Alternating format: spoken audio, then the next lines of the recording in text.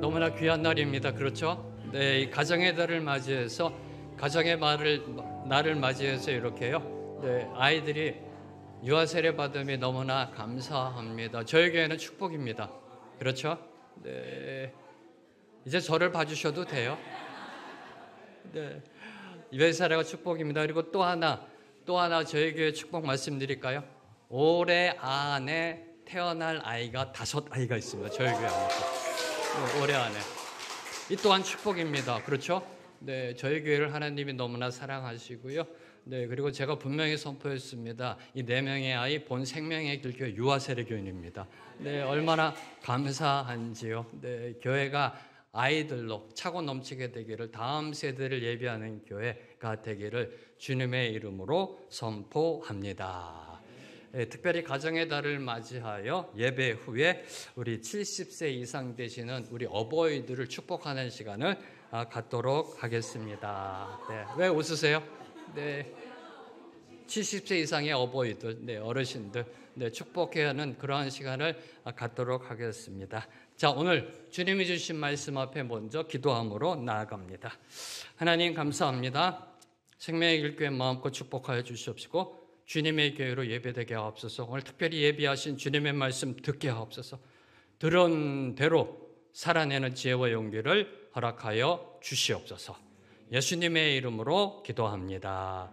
아멘. 오늘도 지난주에 이어 주님께서는 들을 귀 있는 자는 들으라라고 촉구하고 계십니다. 듣는다는 것, 귀로 듣는다는 것에는 크게 2가지가 있는 것 같습니다. 이 귀로 들으면은요, 크게 2가지가 있다. 하나는 흘려듣는 것, 마이동풍이죠. 흘려듣는 게 있고요. 다른 하나는 귀 기울여 듣는 것, 경청이 있습니다. 그렇죠? 우리가 귀로 듣는 것 중에는요, 흘려 듣는 것이 있고 경청하여 듣는 것이 있습니다. 경청, 바로 이것이 오늘 주님이 말씀하시는 그 들음의 그 모습이죠. 그렇죠? 들을 귀 있는 자는 들으라는 것은 마이동풍이 아니라 경청하라는 겁니다. 경청이란 단어를 보면요, 기울경과 들을 청의 합성어입니다. 기울어질 경과 들을 청의 합성어입니다. 뭐를 말하고 있는 걸까요? 참된 들음이라는 것은 상대방의 말을 듣기 위해 몸을 기울이는 것부터, 마음을 기울이는 것부터 시작한다라는 것입니다. 사실 상대방이 말하고 있는 것에 궁금증이 가면, 궁금하면 궁금할수록 어떻게 되나요? 몸이 그쪽으로 기울이게 됩니다. 그렇죠? 마음이 그쪽으로 기울이게 됩니다. 귀를 쫑긋 세웁니다. 그리고 하나라도 놓칠세라 집중하게 됩니다. 자, 그럼 뭘 들어야 하나요? 주님이 뭘 들으라고 하시는 걸까요? 말씀이라는 겁니다. 세상의 말이 아니라 하나님의 말씀이라는 겁니다. 돈이 아니라는 겁니다. 어떻게 하면 투자하여 떼돈 버는가? 어느 주식에 투자하면 잘 되는가? 어느 지역에 부동산을 투자하면 손해 안 보고 대박 터지는가가 아니라는 것입니다. 또 남의 험담, 남의 뒷담화 재밌잖아요. 네, 그 소리가 들릴 땐 또 귀를 쫑긋 하신 분 있어요. 하나라도 놓칠세라. 그런 사람의 말이 아니라 하나님의 말씀. 하나님의 말씀을 경청하라라고 주님은 말씀하고 계십니다. 자, 여러분은 1년에 몇 번의 설교 말씀을 듣고 계신지요? 한번 생각해 보세요. 1년에 몇 번의 주님의 말씀, 설교 말씀을 듣고 있는가? 자, 주일 예배, 새벽 기도회, 그리고 수요 예배 모두 참석한다라고 한다면 최소 1년에 350번의 설교입니다. 최소 350번.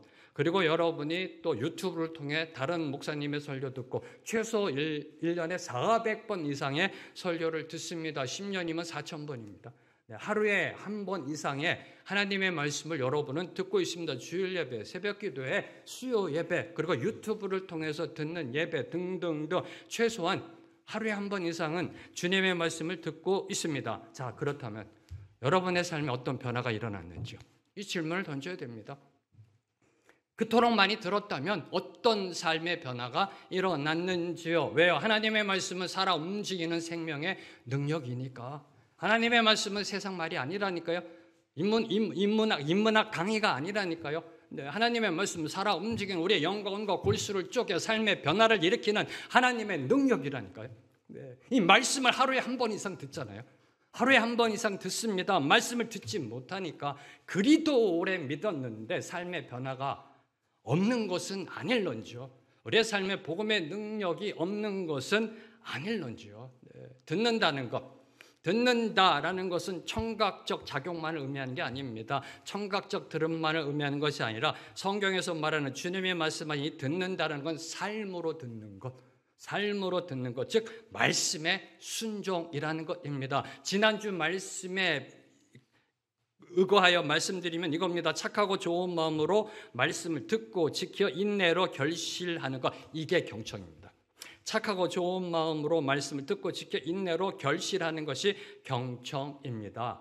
말씀을 경청하는 자, 말씀을 듣고 깨닫는 자는 더 깨닫게 되고 은혜 받는 자는 더 은혜 받게 됩니다. 하지만 깨닫지 못하는 자는 점점 더 움해지고 은혜를 받지 못하는 자의 마음은 점점 더 강팍해집니다. 이것이 25절입니다. 25절 주님께서 있는 자는 받을 것이요 없는 자는 그 있는 것까지도 빼앗기리라. 빼앗기리라. 사랑하는 성도 여러분, 선포합니다. 영적 세계에는 중간지대가 없습니다. 영적 세계에는요 중간지대가 없습니다. 영적 세계에는 빈익빈 부익부가 일어납니다. 빈익빈 부익부가 일어납니다. 중간지대가 없습니다. 있는 자는 더 풍성한 은혜로 나아가고 없는 자는 있는 것까지 빼앗기게 된다라고 주님은 선포하고 계십니다. 그 출발점, 그 기준이 어디인지 아세요? 말씀을 듣는 겁니다. 말씀을 듣는 자는 영적 부익부로, 말씀 듣지 못하는 자는 영적 빈익빈으로 나아가게 될 것을 25절에서 말씀하고 계시는 겁니다. 그래서 주님은 오늘도 오늘 말씀 속에 너희가 무엇을 듣는가 스스로 삼가라라고 권면하고 계십니다. 자, 오늘 말씀도요. 지난주 말씀과 같이 예수님께서 당시 유대인들이 일상 속에서 쉽게 접할 수 있는 아주 친숙한 소재를 비유로 들어 말씀하고 계십니다. 네.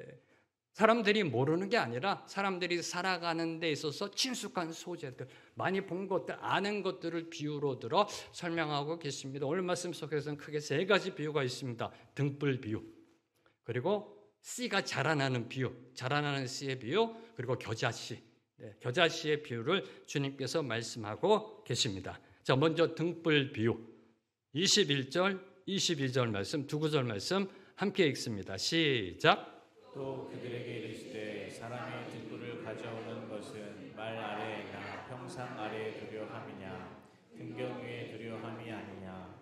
드러내려 하지 않고는 숨긴 것이 없고 나타내려 하지 않고는 감추인 것이 없느니라. 자, 오늘날 등불, 등경, 아직도 집에 있으신 분 계세요? 등불, 등경. 네, 등불, 등경 다소 생소한 단어들입니다. 하지만 우리나라도요, 60년대, 1960년대 말까지는 전기 대신에 등잔이나 등불, 호롱불이라고 그랬죠. 네, 호롱불을 사용하는 가정들이 많았습니다. 등불을 켜면 가능한 한 높은 곳에 두려고 했습니다. 그렇죠? 네. 그리고 가능하면 매달려고 했습니다. 왜요? 그 이유는 방안을 두루 환하게 밝히려고 했던 것입니다. 등불, 등경을 높은 데 두고 매달아 놓는 것은 방안을 좀 더 훤히 밝히려는 목적이 있었습니다. 자, 그러면 주님은 지금 실내를 밝게 할 수 있는 방법을 가르치고 계시는 것일까요? 실내를 어떻게 하면 더 밝힐 수 있는가를 가르치고 계시는 것일까요? 아니라는 겁니다. 복음이, 결론부터 말씀드리면 복음이 등불처럼 말 아래라는 건 그릇으로 덮는다. 평상 아래, 침대 아래 두는 것이 아니라 숨겨지지 않고 등경 위에 둠으로써 모든 사람들에게 밝히 드러난다. 밝히 드러난다. 이게 등잔 비유의 핵심입니다.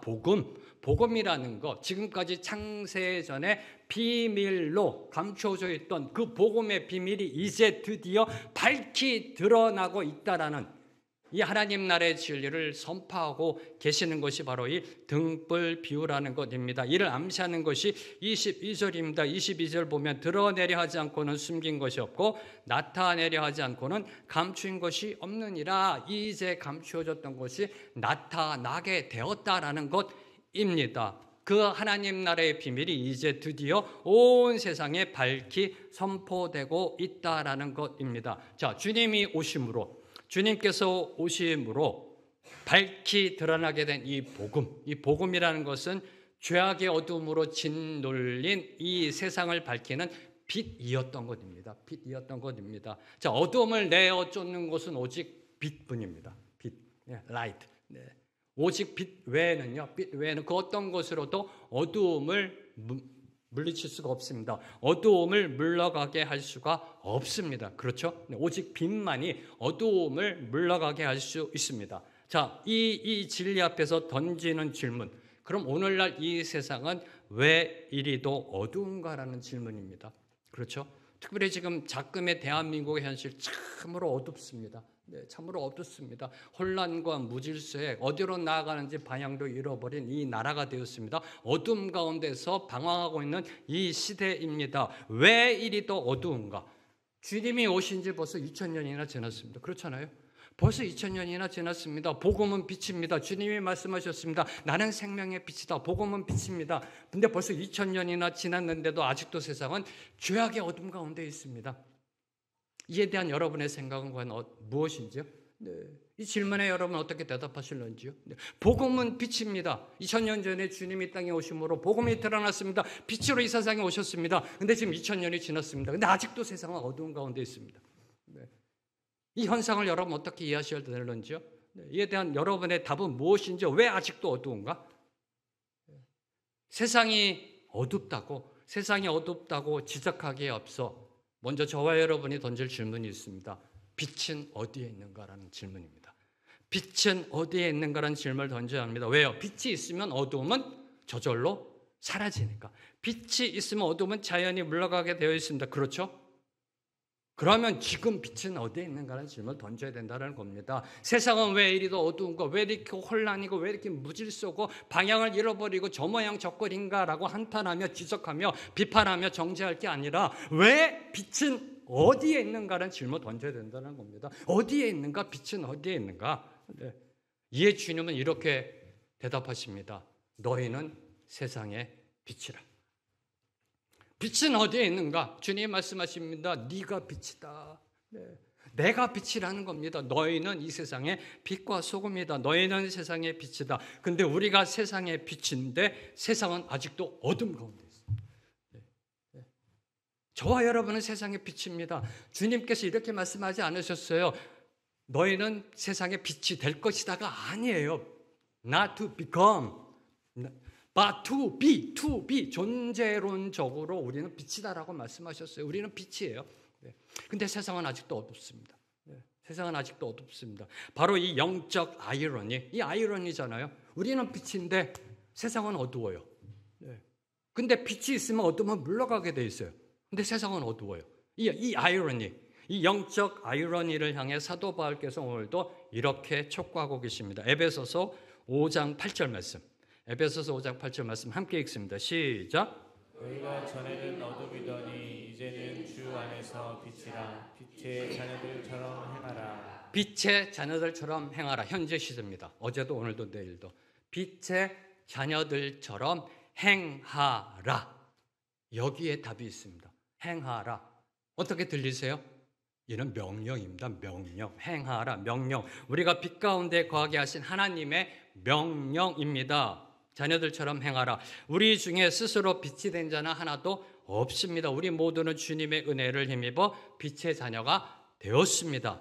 하나님의 은혜가 아니었다면 우리도 세상 사람들처럼 어둠의 자식들로 어둠 가운데 살아가고 있을 것입니다. 어둠 속에서 죽어가는 줄도 모르고 세상 정욕과 쾌락에 찌들어 살고 있을 것입니다. 네. 자, 그러면 어떻게 우리가 이 빛의 자녀들처럼 행하라라는 하나님의 명령을 수행할 수 있을까요? 이 사명을 감당할 수 있을까요? 어떻게 해요? 그 답은 우리의 삶을 통해서. 행하라고 말씀하셨잖아요. 행하라, 행위, 삶의 행위, 삶을 통하여 이 명령에 순종해야 한다는 겁니다. 지난주 말씀과 연계해서 말씀드리면 우리의 마음밭이 옥토가 되어 30배, 60배, 100배 열매 맺는 삶을 통해 복음이 비침을 선포해야 되고요. 그런 삶을 통해 어둠을 물러가게 해야 된다라는 그러한 사실입니다. 기억하십시오. 저와 여러분, 우리 믿는 자들의 삶은 드러나게 되어 있다는 겁니다. 세상에 드러나게 되어 있습니다. 저와 여러분의 삶은요. 여러분 어디 가서 이렇게 식사하실 때 기도하시죠? 자기도 모르게 그냥. 아니세요? 네, 기도 안 하면 하나님 앞에 혼나요. 네. 여러분 어디 가서 이렇게 식사하실 때 그냥 기도하잖아요. 네, 드러나게 되어 있다니까 그냥요. 저와 여러분은요. 주님을 믿는 빛의 자녀임이 드러나게 되어 있어요. 빛이니까 드러나게 되어 있어요. 그러니까 세상이 뭐라고 그래요? 교회 다니면서 어떻게 그렇게 살아라고 말하잖아요. 우리는 빛이기 때문에 드러나게 되어 있다라니까요. 그래서 세상에서 지금 하고 있는 말, 교회 다니는데 왜 그런가? 라는 소리가 있는 겁니다. 혹시 이런 소리 들어보셨어요? 절에 다니는데 왜 그런가? 들어보셨어요? 저 못 들어봤어요. 못 들어봤어요. 네. 왜요? 절에 다니는 건 빛이 아니니까. 네. 교회에 다니는 저와 여러분 빛이기 때문에 그냥 드러나게 되어 있다니까요. 네. 그런데 우리의 모습이 완전하지가 못하니까 세상에서 그런 소리를 듣는 겁니다. 교회 다니는데 왜 그런가? 드러나게 되어 있다니까 우리는요. 빛이기 때문에 드러나게 되어 있어요, 이게요. 네. 네. 저는 믿습니다. 저는 믿습니다. 여러분이 계신 곳에 웃음꽃이 만발할 줄로 믿습니다. 네. 여러분이 계신 곳에 기쁨과 화평과 사랑의 충만함이 넘쳐난 줄로 믿습니다. 왜? 여러분은 빛이시니까. 여러분은 빛이시니까. 네. 이게 등불 비유입니다. 이게 등불 비유고요. 다음으로 자라나는 씨 비유와 겨자 씨 비유에 대하여 주님께서 말씀하셨습니다. 자라나는 씨 비유, 겨자 씨 비유는 둘 다 하나님 나라에 대한 비유입니다. 둘 다 씨앗과 관련이 있고요. 둘 다 성장과 관련이 있는 비유입니다. 자, 먼저 자라나는 씨 비유는요. 마가복음에만 기록되어 있습니다. 네, 사복음서 중에 오직 마가복음에만 기록된 비유입니다. 26절부터 29절 말씀, 네 구절 말씀 함께 읽습니다. 시작. 또 이르시되 하나님의 나라는 사람이 씨를 땅에 뿌림과 같으니 그가 밤낮 자고 깨고 하는 중에 씨가 자라되 어떻게 그리 되었는지 알지 못하느니라. 땅이 스스로 열매를 맺되 처음에는 싹이요 다음에는 이삭이요 그 다음에는 이삭의 충실한 곡식이라. 열매가 익으면 곧 낮은 되니 이는 추수할 때가 이르렀습니다. 네, 혹시 지난주 말씀 기억나시는지요? 네, 주님께서는 특별히 하나님 나라에 대한 비유를 씨를 들어 비유하셨어요. 지난주 씨 뿌리는 자의 비유, 오늘은 자라나는 씨의 비유, 또 겨자 씨의 비유, 이렇게 주님께서 씨와 관련된 비유를 연속으로 말씀해 주셨습니다.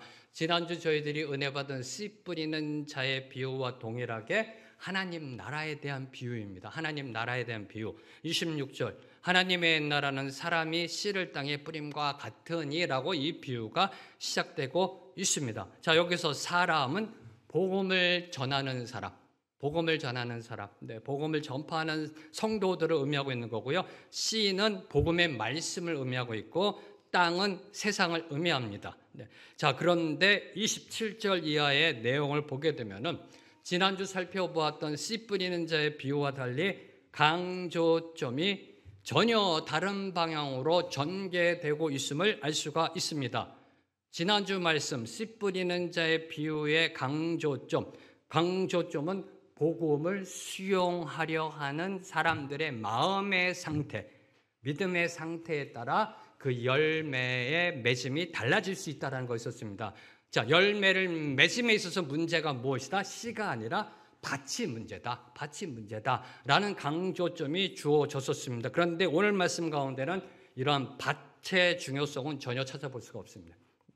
밭의 중요성이 없습니다. 지난주에는 네 종류의 밭을 주님께서 비유적으로 말씀하셨는데 오늘은 밭의 중요성을 전혀 찾아볼 수 없습니다. 비유의 초점은 오로지 씨앗에 있습니다. 씨앗. 씨앗이 발아하여 싹이 나고 자라고 열매가 익어가는 과정 속에서 강조되고 있는 것은 바로 이 씨앗의 생명력이라는 겁니다. 씨앗의 생명력. 땅에 뿌려진 복음의 말씀이 뿌리를 내리고 싹을 내고 열매 맺고 추수를 맺게 된다라는 것이 이 비유에서 주어지고 있는 핵심적 내용이라는 겁니다. 자, 그렇다면 이게 자라나는 씨의 비유라면 주님은 왜 이 비유를 주셨는가? 자, 앞서 씨 뿌리는 자의 비유 말고 왜 또 이 비유를 주셨는가라는 질문을 던져야 됩니다. 왜 이 비유를 주셨는가에 대해서 세 가지의 교훈을 받고자 합니다. 첫 번째로 저와 여러분, 우리가 씨앗을 뿌려야 한다는 겁니다. 자, 앞서 씨 뿌리는 자의 비유에서 씨 뿌리는 자는 주님이셨습니다. 네, 주님이 내 밭으로 비유된 네 종류의 마음 상태에 그 말씀이 내려졌을 때 어떠한 결과가 이루어지는 것을 말씀하셨어요. 자, 이 비유로 끝난다면 씨는 그냥 주님만이 뿌리시는 거구나라고 오해할 수 있기 때문에 누가 뿌려야 된다? 저와 여러분이 뿌려야 된다는 겁니다. 믿는 자들, 먼저 주님의 은혜를 받은 자들이 씨앗을 뿌려야 한다는 겁니다. 무엇을 위해? 하나님 나라를 위해. 하나님 나라를 위해. 그래서 26절에 보면 그렇게 시작하잖아요. 하나님의 나라는 사람이 씨를 땅에 뿌림과 같다. 저와 여러분, 우리가 씨앗을 뿌려야 한다는 겁니다. 자, 만약 농부가 밭을 갈아 기름진 땅으로 기경해 놓고요, 씨를 뿌리지 않으면 어떻게 될까요? 옥토로 만들었어요. 근데 씨를 안 뿌려요. 그럼 어떻게 될까요? 잡초 세상이 되겠죠. 잡초들이 좋다고요. 와, 이 기름지다 하면서요. 근데 우후죽순으로 잡초들이 매일매일 자라나게 될 겁니다. 무성하게 자라날 겁니다. 옥토라 할지라도. 추수의 결실을 거두기 위해서는 우선 먼저 씨앗을 심어야 한다는 겁니다. 자, 이는 하나님의 나라에도 마찬가지라는 것입니다. 하나님의 나라는, 이 세상에 임하는 하나님의 나라는 씨를 뿌리는 것으로부터 시작된다는 것입니다. 자, 그러면 사람이 씨를 뿌린다. 씨를 뿌린다라는 것은 무엇을 의미할까요?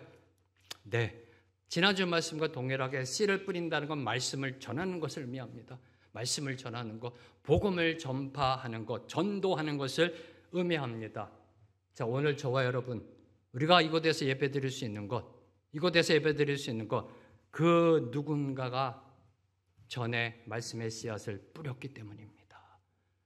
누군가가 씨앗을 뿌렸기 때문입니다. 140년 전에 선교사님들이 씨앗을 뿌렸기 때문에 오늘 저와 여러분 이곳에서 예배 드릴 수 있는 것입니다. 이걸 잊지 마세요. 오늘 저와 여러분이 주님께 나와 예배 드릴 수 있는 것, 그 누군가가 먼저 씨앗을 뿌렸기 때문이라는 것입니다. 사랑하는 성도 여러분, 이 생명의 길 교회가 부흥하고 성장하기를 원하시는지요? 주의 빛으로 일어나기를 원하시는지요? 그럼 우선 먼저 하나님의 말씀, 예수님의 복음을 뿌려야 한다는 겁니다.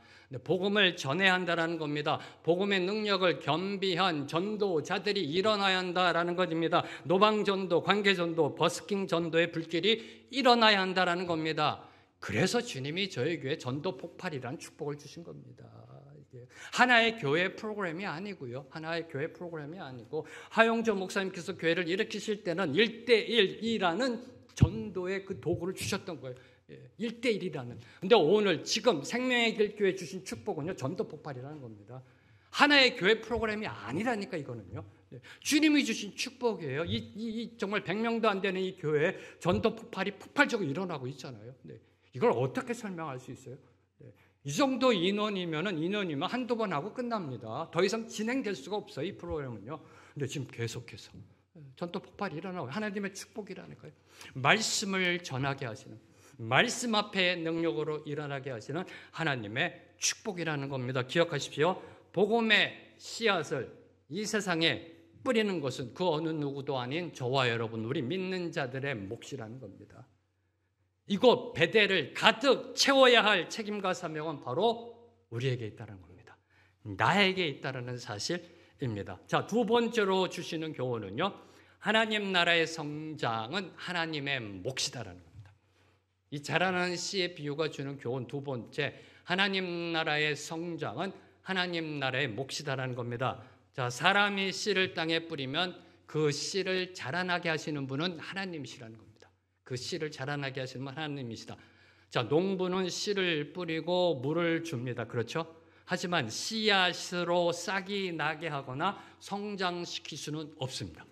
그 어느 누구도 인간은요, 그 씨앗으로 하여금 성장하게 하고요, 자라나게 하고요, 싹을 내게 할 수가 없습니다. 27절 말씀, 그가 밤낮 자고, 그가 농부가 밤낮 자고 깨고 하는 중에 씨가 나서 자라되 어떻게 그리 되는지를 알지 못하느니라. 모르죠, 인간은요. 모르죠. 그럴 능력이 없습니다. 씨가 발아하고 자라나는 것은 오직 하나님의 주권입니다. 씨가 싹이 나고 자라나는 건 오직 하나님의 주권이라니까. 왜요? 씨가 발아한다는 것은 생명의 신비이기 때문입니다. 생명의 신비. 생명의 주권은 오직 하나님께 있다는 겁니다. 자, 이 생명의 신비가 어디에서 진행이 돼요? 땅 속에서 진행된다는 겁니다. 땅 속에서. 그러니까 모르는 거예요. 이게요. 네, 땅 속에서 이 생명의 신비가 진행됩니다. 농부는 이 모든 일이 언제 어떻게 일어나고 있는지 정확히 모릅니다. 28절 말씀, 땅이 스스로 열매를 맺되, 땅이 스스로 열매를 맺되, 복음도 마찬가지라는 겁니다. 네, 하나님의 나라도 마찬가지라는 겁니다. 자, 복음은 믿는 모든 자에게 구원을 주신 하나님의 능력입니다. 아멘이 없으세요? 왜요? 네, 복음은 믿는 모든 자에게 구원을 주시는 하나님의 능력입니다. 저와 여러분 우리의 능력이 아니에요. 네, 많은 분들이 오해하십니다. 네, 하나님 나라 교회를 향한 열정으로요, 이 선을 넘어갈 때가 있어요. 네, 내 능력으로 전도가 이루어지길 바라는 분들이 계세요. 아니요. 복음은 하나님의 능력입니다. 우리의 능력이 아니에요. 하나님의 능력이에요. 그 능력이 언제 어떻게 발휘되느냐는 오직 하나님의 주권에 달려 있다라는 사실입니다. 저와 여러분 우리는 단지 복음의 씨앗을 뿌릴 뿐입니다. 복음의 씨앗을 뿌리고 물을 줄 뿐입니다. 그 씨가 싹이 트고 자라나고 성장케 하시는 분은 바로 하나님이시라는 겁니다. 씨앗을 세상의 온누리에 뿌리는 것, 그게 저와 여러분의 사명이고요, 농부된 자의 사명이라는 것입니다. 이 부분입니다. 네. 그 선을 넘어서는 안 된다는 겁니다. 그 선을요. 네. 저와 여러분 그저 복음을 전할 뿐이지, 네, 그 복음 들은 자의 구원의 주권은 주님께 있다는 겁니다. 생명의 주권은 주님께 있다는 겁니다. 자, 이 대목에서 놓치지 말아야 될 것, 놓치지 말아야 될 것, 주목하는 것, 네, 특별히 저에게 주시는 말씀이었습니다. 자, 복음의 씨앗을 뿌렸는데 때로는 아무 일도 일어나지 않는 것처럼 보일 때가 있다는 겁니다. 그렇죠? 여러분의 기도 생활도 그렇고 신앙생활에서도 그렇고요. 네. 이 복음의 씨앗을 뿌렸는데요, 아무 일도 안 일어나는 것 같아요. 하루, 이틀, 열흘, 1년, 2년, 3년, 10년이 지나도 아무 일도 안 일어나는 것 같습니다. 복음 뿌림이 전혀 소용없는 것처럼 느껴질 때가 있습니다. 답보 상태에 답답함을 느낄 때가 있습니다. 전도 폭발, 노방전도, 버스킹, 심지어 새생명축제도 왜 해야 하는가라는 회의감에 빠질 때가 있다라는 사실입니다. 그렇잖아요. 네. 근데 이때 잊지 말아야 할 것, 이때 잊지 말아야 할 것, 오늘 이 자라나는 씨의 비유가 주는 교훈입니다. 이때 잊지 말아야 할 것, 땅 아래서 무슨 일이 일어나고 있는지 우리는 모른다는 겁니다. 이겁니다. 땅 아래에서 지금 무슨 일이 일어나고 있는지 우리는 모른다. 그리고 또 하나, 하나님은 오늘도 쉬지 않고 일하고 계신다는 겁니다. 하나님은 오늘도 쉬지 않고 일하고 계십니다. 네. 우리가 그토록 갈망하는 이 생명의 길교회 부흥과 성장, 하나님의 시간표대로 착착 진행되고 있다는 사실입니다. 자, 세 번째로 주는 교훈은요, 그 성장에는 단계와 과정이 있다는 겁니다. 단계가 있고요, 과정이 있다는 겁니다. 자, 28절과 29절을 보면요, 땅에 뿌려진 씨가 열매를 맺어 추수하기까지의 단계가 나옵니다. 처음에는 싹입니다. 그렇죠? 씨가 뿌려져서 뿌리를 내리고 싹이, 그 다음에는 이삭입니다. 그리고 그 다음에는 이삭의 충실한 곡식이 열려 추수하게 된다라고 그 단계와 과정이 기록되어져 있습니다. 모든 식물이 싹을 내자마자 열매를 맺는 법은 없습니다. 그렇죠? 네. 제가 요새 이 집에서 토마토를 키우고 있는데요, 네, 매일 쳐다보고 있습니다. 언제 토마토가 열리나. 네. 네. 기미도 안 보여요. 기미도 안 보여요. 네. 싹이 났다고 그래서 열매 맺는 법은 없습니다. 다시 말해, 싹이 나자마자 추수하는 것이 아니다라는 겁니다. 이삭이 났다 하여 추수의 때가 이른 것도 아니다라는 것입니다. 자라남에는, 성장에는 다 단계가 있고 과정이 있다라는 겁니다. 오늘 세례받은 우리 유아 아이들 다 단계가 있습니다. 갑자기 내일 20살 되는 게 아닙니다. 네. 갑자기 내일 40살이 되는 게 아닙니다. 각 단계가 있습니다. 각 과정이 있습니다. 3살, 4살, 5살, 6살 이제 학교 들어가고 다 과정이 있고 단계가 있습니다. 각 과정마다, 단계마다 충실히 무르익어야 된다는 겁니다. 네, 우리 특별히 세례받은 우리 아이들이요, 각 하나님이 정해놓으신 단계마다 하나님이 주신 은혜로 충만한 그러한 충실히 익어가는 우리 아이들 되기를 선포합니다. 그래야 이제 나이가 20살 되고 30살 됐을 때 하나님께 귀하게 쓰임받는 세상을 변화시키는 그러한 주님의 일꾼들로 쓰임받을 수 있는 것입니다. 지금 2살 된 애들, 4살 된 애들 보고 세상을 밖으로 나가자, 주님의 일꾼이 되자, 이게 말이나 되냐고요. 네, 다 단계가 있고 과정이 있다라는 것입니다. 네. 우리의 신앙의 성장과 교회의 부흥에도 마찬가지라는 것입니다. 이걸 지금 자라나는 씨의 비유가 교훈하고 있는 겁니다. 자, 먼저 말씀을 받아들이는 마음밭이 기경되어져야 한다는 겁니다. 네. 먼저 저와 여러분의 마음밭이 옥토밭이 되어져야 합니다. 영적 각성과 회개로 거룩과 정결을 먼저 회복해야 합니다. 거룩과 정결. 네. 이 거룩이라는 것, 정결이라는 것은요, 지난주 말씀드렸던 착하고 좋은 마음의 토양입니다. 토양. 네.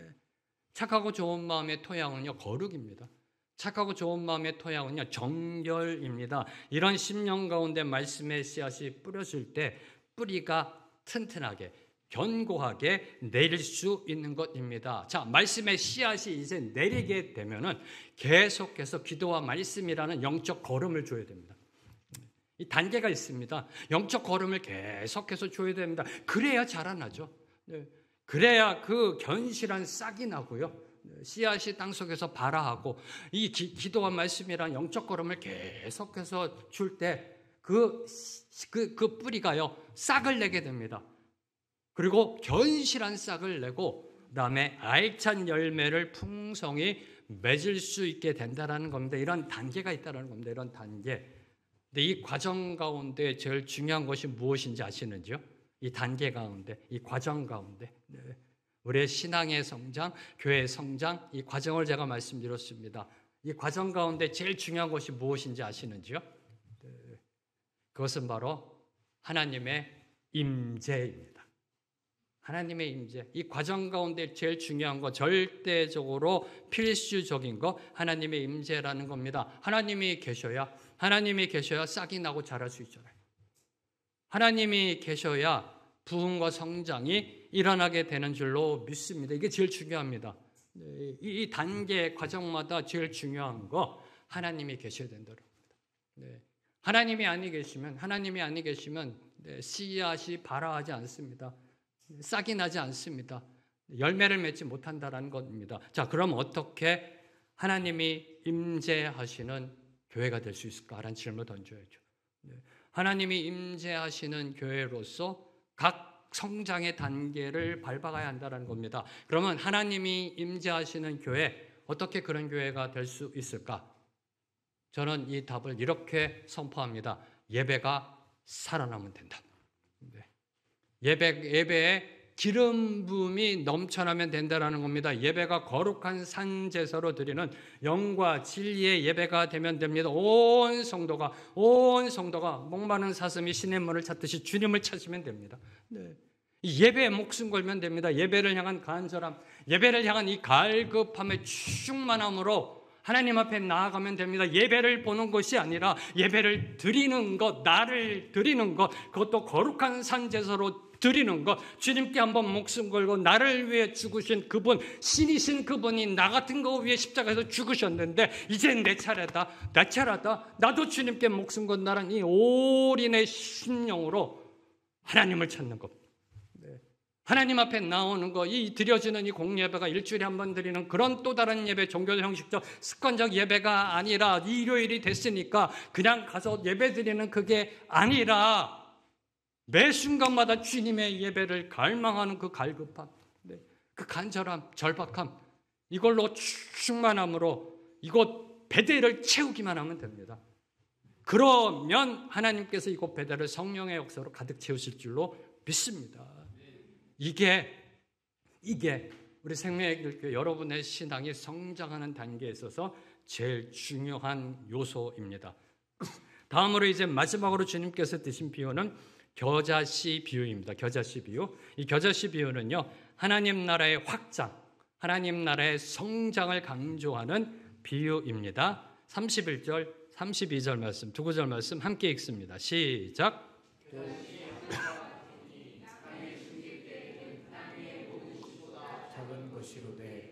심긴 후에는 자라서 모든 풀보다 커지며 큰 가지를 내나니 공중의 새들이 그 그늘에 깃들일 만큼 되느니라. 아멘, 아멘. 자, 겨자씨는요, 그 당시에 있어서 유대 사회에 있어서 가장 작은 것을 비유할 때 썼던 그런 개념입니다. 겨자씨보다도 작은 것도 있었죠. 그런데 그 당시에 가장 작은 거를 나타낼 때 쓰던 그 단어가 겨자씨입니다. 겨자씨는 그 크기가 매우 작은 씨앗입니다. 성지순례 가셨던 분들 아마 이게 겨자씨 사갖고 이렇게 저도 있거든요. 네, 조그만 겨자씨. 그 겨자씨 매우 작은 씨앗. 그런데 심어서 자라나게 되면요, 그 줄기가 보통 사람의 팔뚝 굵기만 해진다고 합니다. 그리고 큰 것은 키가 3m가 넘는 것도 있다고 합니다. 이게 지금 겨자씨 비유입니다. 주님께서 드신. 자, 그러면 이런 겨자씨 비유를 하나님께서 왜 주셨는가라는 겁니다. 이 겨자씨 하나님의 나라를 비유하신 그 이유, 그 목적은 과연 무엇인가? 무엇을 주님께서는 말씀하고 싶으셨던 것인가? 이에 대하여 세 가지를 살펴보고 오늘 말씀을 맺도록 하겠습니다. 첫째, 시작은 미약해도 나중은 심히 창대해야 되는 것이 하나님이 일하시는 방법이라는 겁니다. 하나님이 일하시는 방법은요, 시작은 미약합니다. 근데 나중은 심히 창대하게 되는 것, 이게 하나님의 일하시는 방법이라는 겁니다. 자, 이 땅에 하나님의 나라를 도래케 한 예수라는 이 두 글자의 사람은 누구인가요? 이 역사적인 인물입니다. 이 땅에 존재했던 인물입니다. 이 역사적인 존재, 이 땅에 하나님의 나라, 교회를 세우게 한 그 예수라는 사람은 과연 누구인가요? 당시 2000년 전 로마 제국의 식민지 땅이었던 이스라엘의 유대 땅, 그것도 이름 없는 나사렛 출신이었으며 정규 교육도 받지 못한, 유치원도 나오지 못한, 그리고 한 가난한 목수의 아들에 불과했습니다. 이게 예수잖아요. 그렇죠? 네. 이게 예수예요. 네. 대학도 나오지 못했습니다. 네. 빈번한 어떤 내놓을 만한 어떠한 그 스펙도 없어요. 이게 예수입니다. 그런데 그러한 유대 청년 예수가 갈릴리 촌사람 12를 데리고 다닐 때 이들이 세계의 역사를 바꾸게 될 것이라고 생각했던 사람 과연 몇 명이나 될까요? 2000년 전에. 네. 이 유대 청년 예수가 12를 데리고요, 다닐 때 그때 이 사람을 통해서 세상이 변할 거라고 생각했던 사람이 과연 몇 명이나 있었을까요? 네. 어부 출신 베드로의 설교를 듣고 한 번에 3,000명이나 넘는 사람들이 회심할 것이라고 생각했던 사람은 과연 몇 명이나 있었을까요? 네. 그때 예수라는 청년이 12 데리고 다닐 때 조금 있으면 말이야 이 베드로 설교를 듣고 3,000명이 자빠질 거야 라고 생각했던 사람이 과연 몇 명이나 있었을까요? 이게 하나님이 일하시는 방법이라는 겁니다. 이게 하나님이 일하시는 방법입니다. 별 볼 일 없는 아무도 알아주지 않는 촌구석 어부들을 통해 초대 예루살렘 교회 성장과 부흥을 이루신 분이 하나님이십니다. 손바닥 크기의 구름 한 점으로 3년 6개월 동안 비가 내리지 않아 땅이 쩍쩍 갈라지던 그 땅을 충분히 적시고도 남길 만큼 역사를 이루신 분이 하나님이십니다. 지금 성도가 100명도 안 되는 생명의 길교회를 들어 21세기 부흥을 예배하시는 분이 하나님이십니다. 이게 하나님이 일하시는 방법이라니까요. 이게요. 이 대목에서 여러분이 간과하지 말아야 될 것, 그럼 크게 된다, 창대하게 된다는 건 무슨 의미일까요? 세상적인 개념으로 받아들이면 안 됩니다. 크게 된다, 창대하게 된다. 네. 제가 제 대학 동기들을 만나면 그럽니다. 이 재명이 너는 우리 동기들 중에서 참 제일 잘 나갔는데 어쩌다 목사가 됐어? 이렇게 얘기합니다. 네. 제 동기들은요. 네. 만나면 그렇게 얘기해요. 안 믿는 친구들이죠. 참 잘 나갔는데 똑똑했는데 어쩌다 지금 이렇게 목사하고 있어? 그런데 한 2-3달 전에 제가 함께 신앙생활했던, 홍콩에서 신앙생활했던 30년 전에 신앙생활했던 그 권사님, 집사님들 쭉 만난 적이 있었습니다. 그때 그분들이 하신 말씀, 우리 중에 제일 출세한 사람은 황 목사님입니다 그러더라고요. 여러분 생각은요? 무엇이 창대하게 되고 무엇이 크게 되는 건지 그거에 대한 개념이 여러분 속에 올바로 들어가야 한다는 겁니다. 자, 두 번째로 주는 교훈, 하나님의 교회는 작고 미미하게 시작하지만 놀라울 정도로 성장한다는 겁니다. 하나님의 교회는 이 땅에 임한 하나님의 나라는 교회거든요. 하나님의 교회는 작고 미미하게 시작하지만 놀라울 정도로 성장한다. 아니 성장하게 되어 있다라는 것입니다. 자, 기독교는 유대 청년 예수를 따르는 별 볼 일 없는 12제자로 시작했습니다. 이제 지구상의 모든 대륙에 전파될 정도로 확장되었습니다. 그리고 오늘도 복음은 계속해서 전파되고 있고요. 하나님 나라는 계속해서 확장되고 있습니다. 작년 통계를 제가 봤더니요. 전 세계 인구의 33%, 26억 명이 기독교 신자더라고요. 세계 종교 인구 가운데 가장 많은 인구가 기독교 인구입니다. 자, 만약 베드로가 오늘날의 교회를 와서 보게 된다면 어떤 반응을 일으킬까요? 베드로가요? 우와! 하면서 막 그냥 난리가 날 겁니다. 기뻐 뛰며 그냥 하고요. 네. 안 그럴까요? 네. 베드로가 지금 와서 이 모습을 본다면은요. 네. 소리 높여 주께 영광 돌리게 될 것입니다. 사랑하는 성도 여러분, 이 교회의 시작이 어디였는지 아시는지요? 이 기독교의 시작이 어디였는지 아시는지요? 예루살렘 성전이 아니었다라는 겁니다. 베들레헴, 그것도 마구간. 교회의 시작은 마구간이었습니다.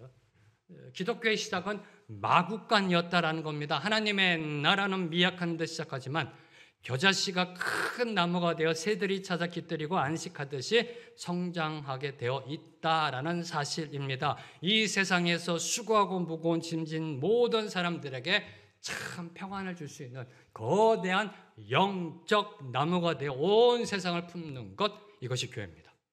이것이 교회입니다. 사람의 많고 적음을 떠나서 세상이 얘기하는 대형교회, 소형교회를 떠나서 영적 거대한 나무가 되는 것, 기억하십시오. 교회의 성장 잠재력은 무궁무진 무한대다. 이게 겨자씨 비유가 주는 교훈입니다. 교회의 성장 잠재력은 무한대다. 무궁무진이라는 겁니다. 그 출발점은 바로 저와 여러분의 순종이라는 겁니다. 저와 여러분의 순종. 저와 여러분의 순종과 헌신의 올인이라는 겁니다. 오늘 나의 작은 순종이, 그렇죠. 저와 여러분의 순종 뭐 어떤 큰 영향을 미칠는지요. 저와 여러분 예수님의 사도도 아니고요. 네, 저와 여러분이 뭐 이런 100명도 안 되는 조그만 세상이만 소형교회 성도인데 저와 여러분의 순종 정말 작은 순종입니다. 그렇잖아요. 네, 정말 작은 순종입니다. 이 작은 순종이 생명의 길 교회를 생명력 있는 교회, 선교적 교회로 만들어갈 것입니다. 왜요? 내가 겨자씨니까. 이해되세요? 우리가 겨자씨니까. 네. 별 볼 일 없는 겨자씨니까. 작고 미미해 보이고 미약해 보이는 겨자씨니까. 근데 이 겨자씨가 어떻게 된다고요? 네. 큰 나무가 되어 그늘 가운데 힘들고 어렵고 지친 자들을 품어줄 수 있는 그런 영적 나무가 된다라고 선포하고 있습니다. 옆에 계신 분을 보고 이렇게 축복합니다. 옆에 계신 분 보세요. 당신이 겨자씨군요. 축복해 주세요. 우리는 겨자씨예요. 우리는 겨자씨예요. 그래서 선포합니다. 생명의 길 교회가 서울 도심의 복음화를 넘어 한반도 복음화에 쓰임받게 될 것입니다. 우리는 겨자씨니까. 생명의 길 교회는 겨자씨이기 때문에. 자, 세 번째로 주는 교훈은 하나님의 나라는 국경을 넘어 성장한다는 겁니다. 하나님의 나라는 인간이 그어놓은 바운더리를 넘어 성장한다는 겁니다. 자, 32절 보세요. 공중의 새들이 그 그늘에 깃들인다. 전 이 부분이 너무 좋아요. 공중의 새들이 그 그늘에 깃들인다. 주님은 어떻게 이런 비유를 두셨을까? 너무 감사해요. 너무 감사해요. 공중에 나는 새들이 이거예요. 공중에 나는 새들이. 자, 새들이요. 공중에 날아다닙니다. 네. 그러면은 나는 대한민국의 새야. 대한민국에만 있을까 그런가요? 공중에 나는 새들은요. 그들에게 국경이 없습니다. 그렇죠? 네. 북한도 넘어갔다 오고 일본도 갔다 오고 뭐 그럴 거 아니에요, 이렇게요. 네. 그들에게는 국경이 없어요. 공중에 나는 새들은요. 국경의 제한을 받지 않습니다. 민족이나 나라에 따라 구속되지 않습니다. 마음껏 날아다닙니다. 인간이 만든 규제, 이념, 사상, 그 경계선을 넘어다닙니다.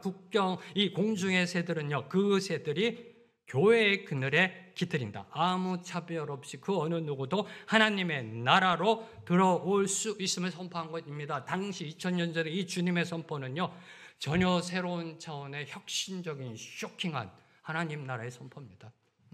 그 어느 누구도 구애받지 않고 차별 없이 하나님 나라 안으로 들어올 수 있다라는, 하나님 나라의 성장과 완성은요, 단순히 작은 것이 크게 되는 것에 있는 것만이 아닙니다. 다시 선포합니다. 하나님 나라의 성장, 겨자씨 비유가 주고 있는 이 비유의 교훈은 단순히 작은 것이, 겨자씨만큼 작았던 것이 영적 큰 나무가 된다라는 것에만 있는 것이 아닙니다. 당시 유대인들이 개처럼 여겼던 모든 이방인들까지 그 지친 영혼을 이끌고 그 그늘 안에 들어와 쉬게 하는 것, 이게 하나님 나라의 성장이다. 이걸 말하고 있는 게 바로 이 겨자씨 비유의 핵심이라는 겁니다. 이 세상에서 상처받고 지친 영혼들이 민족, 인종, 나이, 신분, 이데올로기를 넘어 복음의 메시지를 듣고 위로받는 것, 심지어 종교도 뛰어넘어 불교 스님들이 복음의 메시지를 듣고 위로받는 것, 이게 교회라는 겁니다. 이게 진짜 하나님의 능력이 선포되어지는 교회라는 것입니다. 울고 싶을 때 울 수 있는 곳, 위로받고 싶을 때 위로받는 곳, 쉬고 싶을 때 쉴 수 있는 그늘이 있는 곳, 이게 바로 하나님의 교회입니다. 사랑하는 성도 여러분, 하나님의 교회는요, 목마르고 굶주린 모든 이들에게 생명수를 제공하는 오아시스가 되어야 한다는 겁니다. 오아시스가 되어야 한다. 삶에 지친 모든 곤비한 자들이 들어와 편히 쉴 수 있는 영적 쉼터가 되어야 합니다. 이 교회가 생명의 길교회입니다. 생명의 길교회 일어날 겁니다. 겨자씨가 자라나 온 세상에 그날을 제공하는 그러한 교회가 될 줄로 믿습니다. 이 소망을 품고 함께 찬양하며 나아갑니다. 이 땅의 동과 서 남과 북이 모두 다 하나님의 나라가 되길 소망하며 찬양합니다.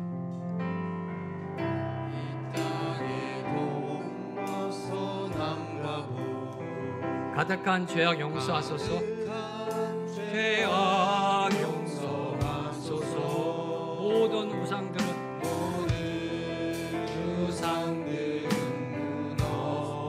무너지고 주님만 높이는 나라 되게 하소서.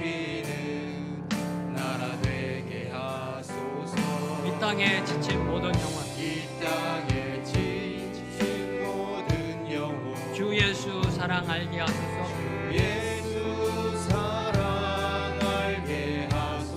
저들의 아픔과 눈물 씻는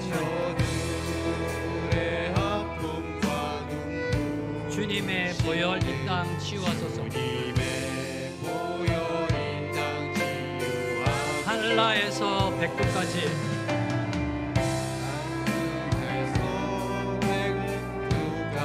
백두에서 땅의 끝까지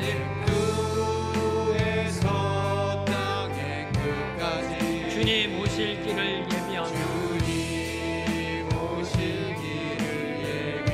주님만 섬기는 나라 되게 하소서. 이 땅에 주님 교회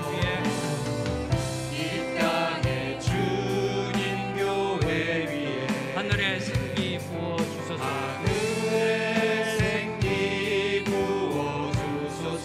열방을 치유하는 주 백성 주님의 군대를 일으켜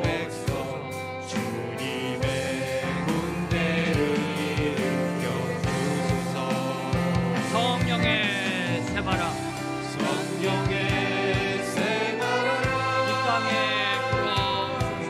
이 땅에 불어오소서. 주의 영 그 생기로 우리를 다시 살리사 이 땅에 하나님의 영광과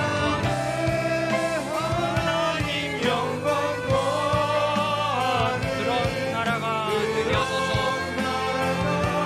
되게 하소서. 열방에 하나님 영광 비추는 그런 나라가 되게 하소서. 한 번 더 선포합니다. 성령의 새바람 이 땅에 불어오소서. 성령의 새바람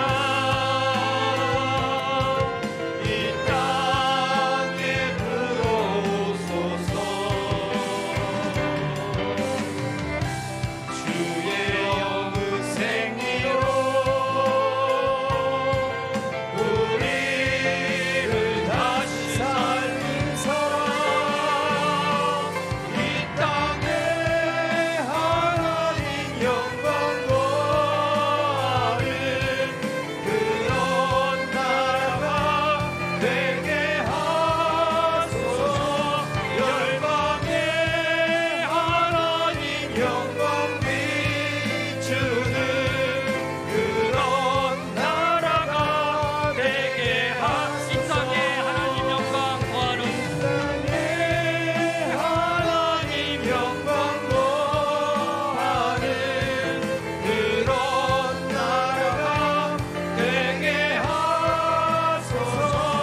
열방에 하나님 영광 비추는 그런 나라가 되게 하소서.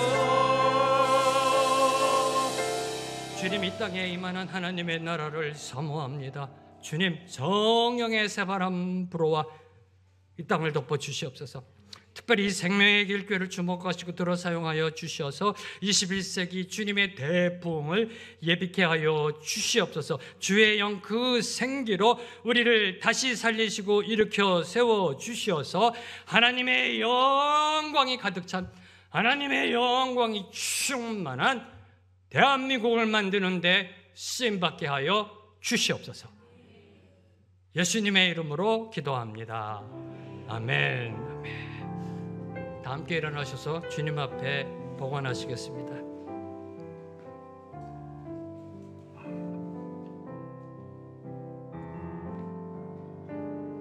내게 있는 모든 것을 아낌없이 드리네. 사랑하고 의지하며 주만 따라 살리라. 주께 드리네. 주께 드리네. 사랑하는 구주 앞에 모두 드리네. 주님, 찬양의 고백처럼 모두 다 주님께 드립니다. 우리의 생명도, 우리의 물질도, 우리의 인생도 주님께 드립니다. 주님, 오늘 주신 말씀 붙잡고 나아갑니다. 생명의 길교회, 주의 영광 가득한 교회로 일어날 줄로 믿습니다. 이 소망 주심에 감사하여 우리가 허락하신 물질의 축복 중의 일부를 다시 주님 손 위에 올려드립니다. 주님, 이 예물 올려드리심 속에 모든 것이 주님의 소유임이 선포되게 하여 주시옵소서.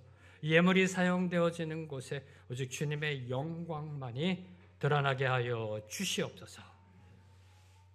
이제는 우리 주 예수 그리스도의 은혜와 하나님 아버지의 무한하신 사랑과 성령님의 교통하심이 오늘 주신 말씀 붙잡고 주님의 교회로 일어나기로 결단하는 주님의 모든 백성들 위해, 주님의 모든 교회와 선교사님들과 이 나라 이 민족 위에 지금부터 영원토록 함께 하시길 간절히 축원합니다. 아멘.